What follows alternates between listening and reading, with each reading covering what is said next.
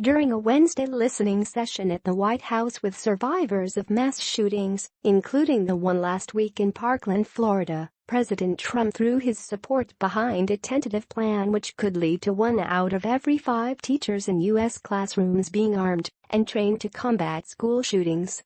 According to the Boston Globe, Trump made the statement in response to a participant who said that schools are soft targets and that we need to harden the targets by increasing our deterrence capabilities so that a potential murderer knows that that's not going to happen, that there's going to be people there ready to respond.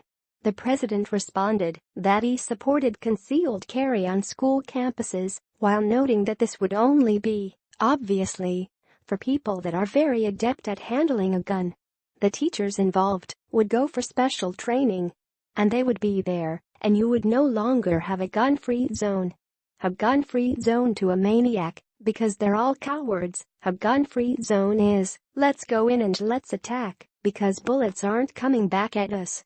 And if you do this, and a lot of people are talking about it, and it's certainly a point that we'll discuss, but concealed carry for teachers and for people of talent, of that type of talent.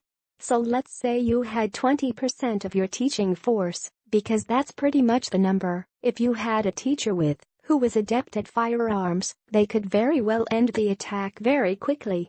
The president's comments are a major win for Second Amendment supporters, many of whom expressed concern after Trump's decision on Tuesday to direct the Department of Justice to ban bump stocks for rifles, even though bump stocks weren't used in the Parkland shooting. The president did add that we are going to be very strong on background checks. We are going to be doing very strong background checks. Very strong emphasis on the mental health of somebody.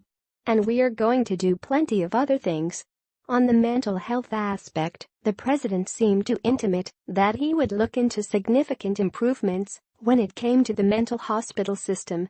You know, years ago, we had mental hospitals, mental institutions, Trump said. We had a lot of them, and a lot of them have closed. They've closed. Some people thought it was a stigma. Some people thought, frankly, it was the legislators thought it was too expensive. Today, if you catch somebody, they don't know what to do with them. He hasn't committed the crime, but he may not be, very well. And there's no mental institution, there's no place to bring them. And we have that a lot.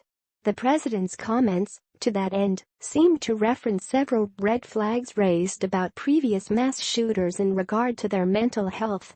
In the case of the Parkland shooter, tips to the FBI, and more than 30 visits to the home of the shooter by police, many involving violence against his adopted mother, apparently didn't worry officials enough to act.